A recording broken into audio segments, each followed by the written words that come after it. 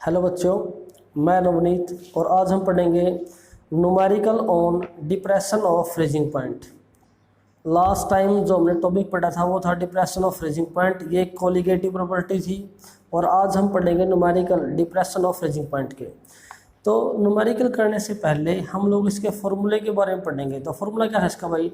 Delta T F is equal to T naught F minus T F.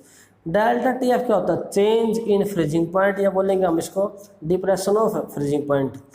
T naught F, note किसके लिए? Pure के लिए। इसको बोलेंगे freezing point of pure solvent. क्या बोलेंगे इसको? Freezing point of pure solvent. Minus T F, इसको बोलेंगे फ्रीजिंग पॉइंट ऑफ सॉल्यूशन। तो अपने पास तीन टर्म्स है भाई। डेल्टा टी एफ क्या है? Depression of freezing point. T naught F क्या है? Freezing point of pure solvent. T F क्या है? Freezing point of solution. ध्यान रखना हमेशा, freezing point of pure solvent हमेशा ज़्यादा होगा किससे? फ्रीजिंग पॉइंट ऑफ सॉल्यूशन से। Freezing point of pure solvent ज़्यादा होगा किससे? फ्रीजिंग पॉइंट ऑफ सॉल्यूशन से। डेल्टा टी एफ, एक और फॉर्मूला था अपने पास, डेल्टा टी एफ क्या होता है भाई? के एफ इंटू क्या है? Small m. K F into क्या होता है? Small M. स्मॉल एम क्या होता है? मोलैलिटी। स्मॉल एम को बोलेंगे हम भाई मोलैलिटी। मोलैलिटी कैसे निकालते हैं? W2 by M2 1000 upon W1। तो डेल्टा टी एफ क्या होगा? के F W2 M2 1000 upon W1। के एफ क्या होता है? Molar depression constant. क्या बोलेंगे इसको? Molar depression constant. W2 क्या है? Given mass of solute. M2 क्या है? Molar mass of solute. और W1 क्या है? Given mass of solvent. अगर इसमें हमें molar mass of solute calculate करना हो तो हम क्या करेंगे? M2 क्या आ जाएगा भाई? ऊपर आ जाएगा। डेल्टा टी एफ क्या आ जाएगा? नीचे आ जाएगा। तो क्या हमने जगह M2 is equal to K F into W2 1000 divide by delta T F into W1। एक बात तो हम लोगों ने याद करनी है, के एफ की वैल्यू कई बार गिवन नहीं होती वाटर के लिए। किसके लिए? वाटर के लिए। तो के एफ की वैल्यू वाटर के लिए क्या होती है? 1.86 के जी पर मोल। ये क्या होती है? यूनिट होती है इसकी के जी पर मोल। किसकी यूनिट है भाई? के एफ की। तो इसके बेस पे हम न्यूमेरिकल पढ़ेंगे। जैसे फर्स्ट न्यूमेरिकल है 1.0 gram of non electrolyte solute dissolve in 50 gram of benzene, lowered the freezing point of benzene by 0.40 Kelvin. The freezing point depression constant of benzene is 5.12 kg per mole. Find molar mass of solute.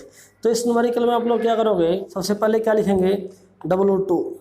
W2 में क्या है भाई? Given mass of solute कितना है? 1.0 ग्राम। W1 given mass of solvent कितना है? 50 ग्राम। उसके बाद है भाई फ्रीजिंग पॉइंट ऑफ बेंजीन कितना है? 0.40। ये क्या है? Lower the freezing point of benzene. इसका मतलब क्या है? Delta T F.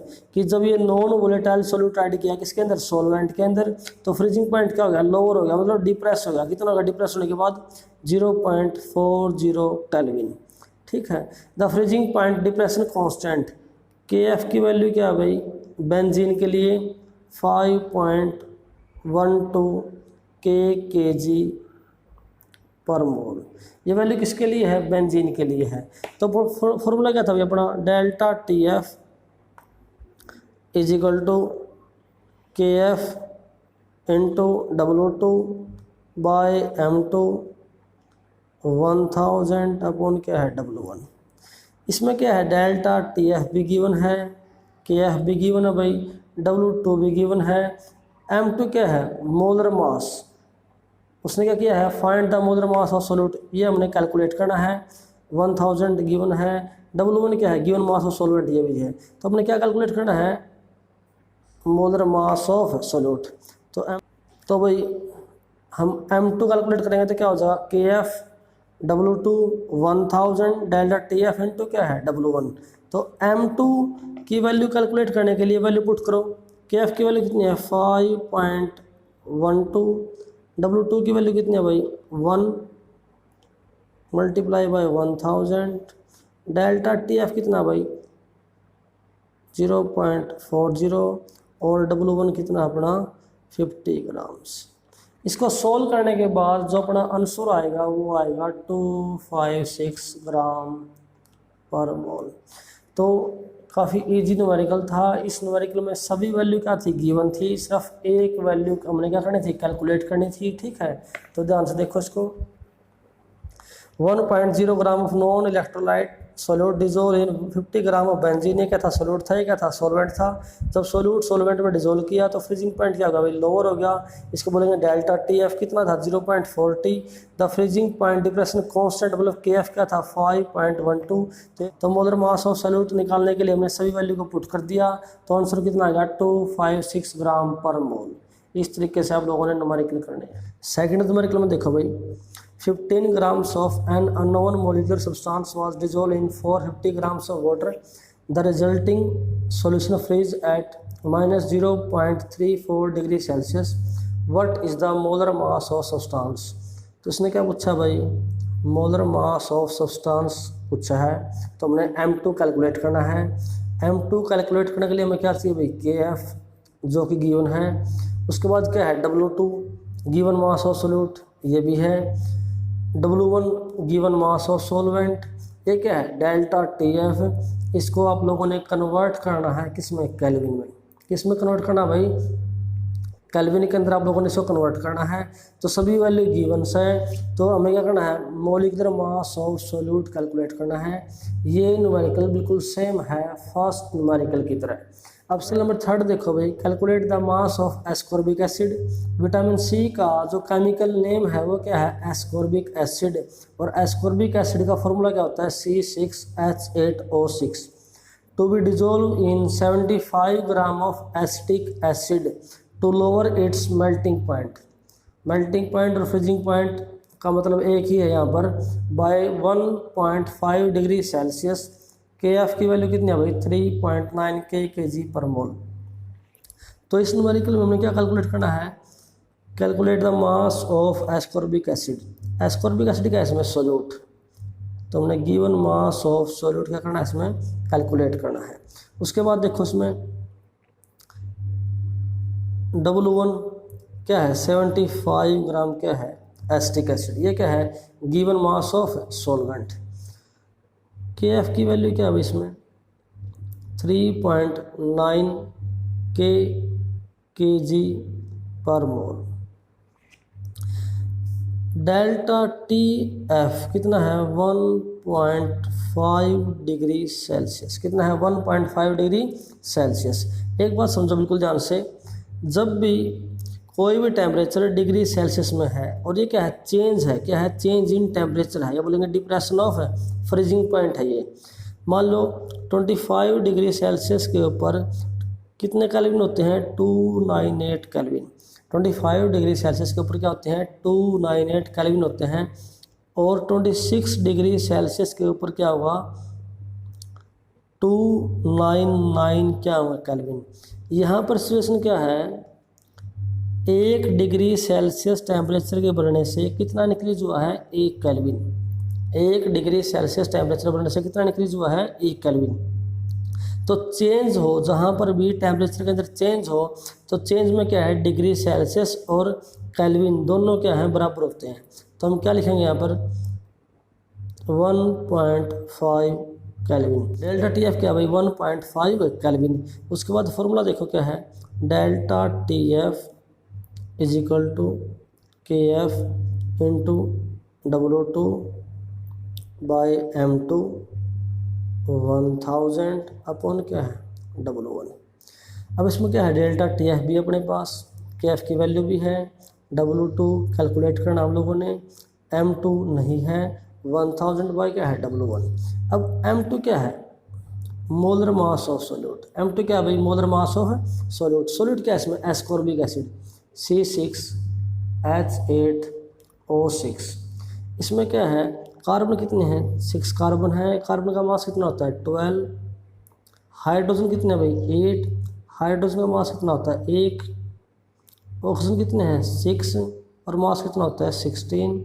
इसको ऐड करने के बाद टोटल मास बनेगा 176 ग्राम पर मोल। तो सभी वैल्यू गिवन्स हैं। अब क्या करेंगे हम, सभी वैल्यू पुट करने के बाद अपना क्या बचेगा, W2 given mass of solute. तो W2 को इस साइड में लिखेंगे और क्या बच गया भाई, ये W2 कैलकुलेट करना है ना लोगों ने, तो क्या बच गया डेल्टा TF, M2 क्या आएगा भाई ऊपर आएगा, W1 सटने के बाद क्या आएगा ऊपर आएगा, KF इंटू क्या होगा 1000। ठीक है, KF इंटू क्या होगा भाई 1000। अब इसमें वैल्यू पुट करेंगे हम, डेल्टा TF कितना है 1.5, M2 कितना है 176 और W1 कितना है भाई अपना 75। ये रहा W1। KF की वैल्यू कितनी है 3.9, मल्टीप्लाई करेंगे किससे 1000 से। इसको सोल्व करने के बाद जो वैल्यू आएगी वो आएगी 5.077 ग्राम। ये है क्या है गिवन मास ऑफ सॉल्यूट। तो इस न्यूमेरिकल्स में सभी वैल्यू गिवन थी, सिर्फ हमने क्या करना था W2 given mass of solute क्या करना था कैलकुलेट करना था। न्यूमेरिकल नंबर 4 देखो भाई, calculate the mass of compound, molar mass given है, to be dissolve in 75 grams of benzene to lower its freezing point by 0.48 kelvin. KF की value given है, तो उसने क्या पूछा है W2। ये न्यूमेरिकल बिल्कुल सेम है थर्ड न्यूमेरिकल की तरह। W1 कितना भाई 75 ग्राम क्या है बेंजीन, डेल्टा TF कितना है 0.48 केल्विन और KF की वैल्यू कितना आएगी 5.12 kg पर मोल और M2 क्या है मोलर मास ऑफ सॉल्यूट उसने गिवन है भाई 256 ग्राम पर मोल। तो भाई सभी वैल्यू गिवन है, तो हमने क्या करना है W2 कैलकुलेट करना है। तो फॉर्मूला सेम है delta TF is equal to W2 by M2 1000 by W1। तो हमें क्या चाहिए W2 और इसके मल्टीप्लाई में क्या आएगा KF। ये क्या था formula of delta TF, depression of freezing point के लिए फॉर्मूला है। इसमें हमने क्या करना है W2 कैलकुलेट करना है, सभी वैल्यू क्या अपने पास गिवन है। न्यूमेरिकल नंबर 5 देखो भाई, 45 gram of ethylene glycol C2H6O2 is mix with 600 gram water, calculate freezing point solution. Freezing point solution क्या होता है TF हम लोगों ने कैलकुलेट करना है और पूछा है फ्रीजिंग पॉइंट डिप्रेशन या बोलेंगे depression of freezing point delta TF भी हम लोगों ने कैलकुलेट करना है। तो पूछा इसने फ्रीजिंग पॉइंट सॉल्यूशन क्या होता है, फ्रीजिंग पॉइंट डिप्रेशन क्या होता है। गिवन क्या अपने पास W2 given mass of solute कितना है भाई 45 ग्राम, W1 कितना है गिवन मास ऑफ सॉल्यूट कितना भाई 600 ग्राम। मोलर मास ऑफ सॉल्यूट हम लोग कैलकुलेट कर सकते हैं, सॉल्यूट क्या है इसमें इथाइलिन ग्लाइकोल, तो फॉर्मूला क्या है C2H6O2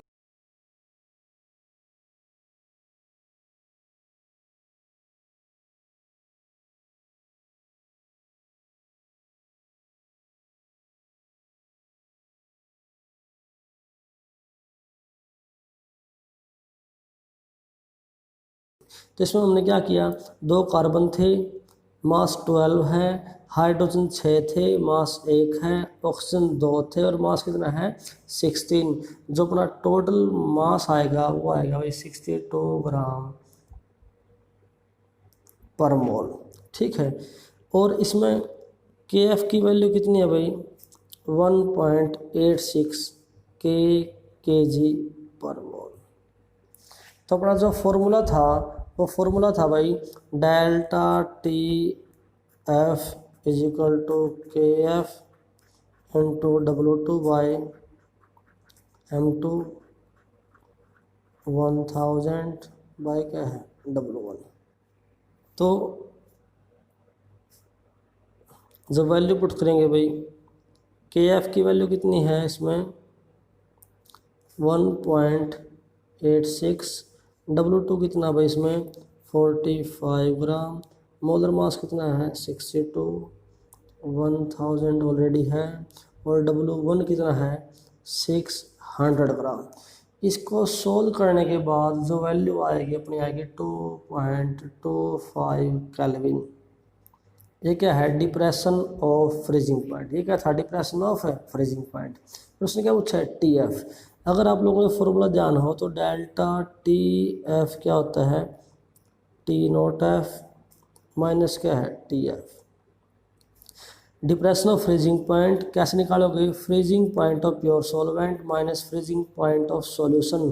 तो टी एफ कैसे निकलेगा भाई, टी नॉट एफ माइनस क्या है, डेल्टा टी एफ। तो freezing point of pure solvent कितना होता है, 273.15 केल्विन। और डेल्टा टी एफ की वैल्यू कितना है, 2.25 केल्विन। और इसको सोल्व करने के बाद जो वैल्यू आएगी वो आएगी 270.9 केल्विन। तो इस न्यूमेरिकल में हमने पहले क्या कैलकुलेट किया है, डेल्टा टी एफ कैलकुलेट किया है। डेल्टा टी एफ कैलकुलेट करने के बाद हमने क्या किया है, टी एफ कैलकुलेट किया है। तो बिल्कुल ध्यान से करना है आप लोगों ने न्यूमेरिकल। इन न्यूमेरिकल्स में क्या है, सभी वैल्यू गिवन है, सिर्फ एक वैल्यू कैलकुलेट करनी है आप लोगों ने। ये सभी क्या थे भाई, मोस्टली एनसीईआरटी क्वेश्चन थे। तो इस वीडियो में आज हम इतना ही पढ़ेंगे। Thank you.